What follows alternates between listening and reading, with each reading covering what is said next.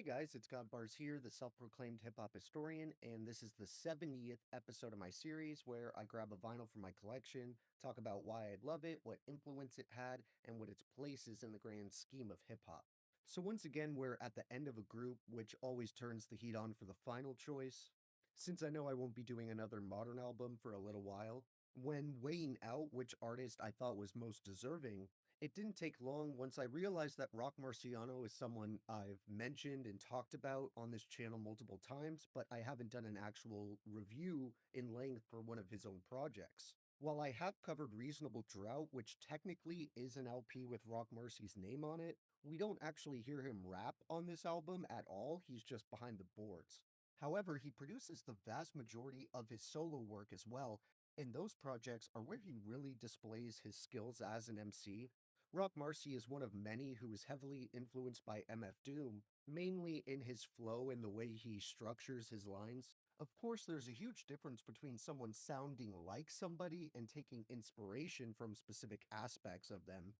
If you take some time to study guys like Joey Badass, Open Mike Eagle, Ka, and multiple members of Odd Future, you can hear four completely different styles, which are all unique yet still have clear similarities to Doom. With Rock Marciano, I didn't put it together immediately, but once I saw it pointed out, it became apparent that his tendency to deliver bars of four that usually leave a bit of space after each line was an offshoot of the supervillain style. Again, I want to reiterate that this isn't in a bad way at all, and it isn't saying Rock Marcy copied or didn't have an original style. The way he ultimately executes his rhyme schemes is completely unique to him. It's the type of flow that grows on you over time because his silky smooth voice highlights it well, and both of those complement his witty, extravagant lyricism. This even would help pioneer a whole new brand of hip hop, along with guys like Westside Gun, Huss Kingpin, Jay Worthy, and Rush. This luxury rap would take many of the high-class, braggadocious topics of popular music and run them through that Jay-Z filter of, I'm going to talk about this because I came from nothing and I earned it.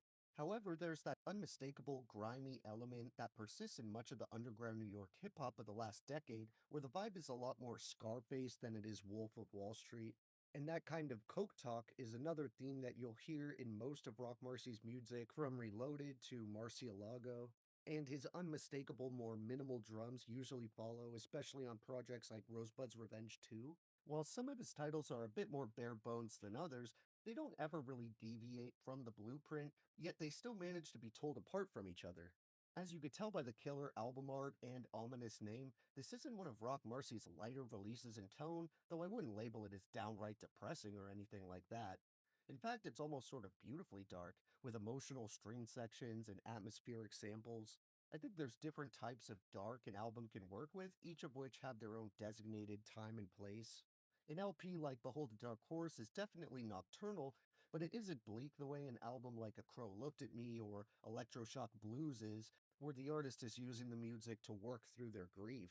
Here, the dusty, grimy energy comes from the clever way Rock Marcy references drug dealing and the tempting lifestyle that it can bring, as well as the danger and risks involved, up to or including prison or death.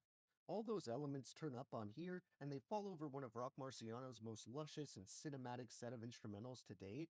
I've heard people say Rock Marcy doesn't make the type of music you bump in your car, but I think this LP is a perfect proof of why that's false, at least for me.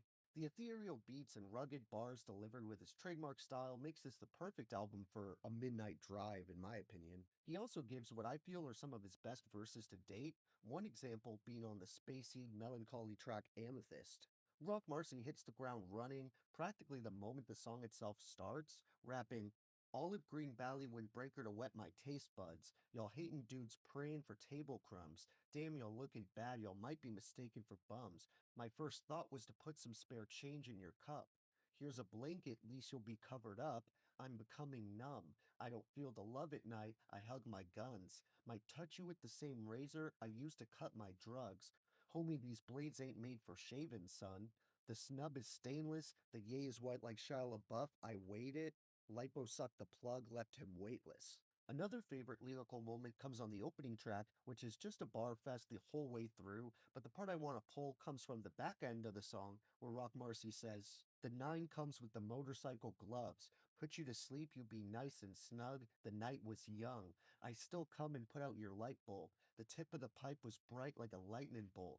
Cut from a good stock, the pockets got more bands than booked for Woodstock. The product's either good or it's not. The chopper with the wood on the side, that's for style. You're still a child, need to climb down from the treehouse. Still, even then, we not playing on even ground.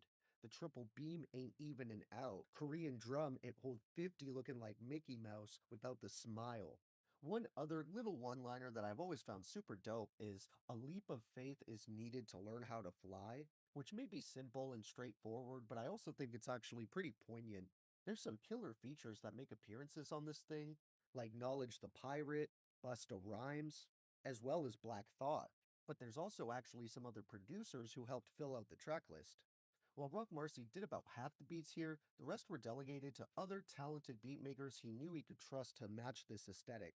These include Q-Tip, Animas, The Alchemist, Don C Music, and DJ Preservation. For this one, I'm going to give my three favorite tracks first, those being The Horse's Mouth, A Thousand Deaths, and Amethyst. For honorable mentions, I'd have to go with Congo, Diamond Cutters, No Love, Fabio, and Consigliere. Thank you for watching my 70th video. As I mentioned in the last one, now we're going back to the golden age with my next set. And since I've only talked about 5 albums from the 80s so far, I have some pretty big names to cover. So check for that upload, and if you enjoyed, be sure to like, subscribe, and let me know what your favorite songs are off what I consider to be Roc Marciano's magnum opus. Don't forget to have a great day, and I'll see you next time, okay? Alright.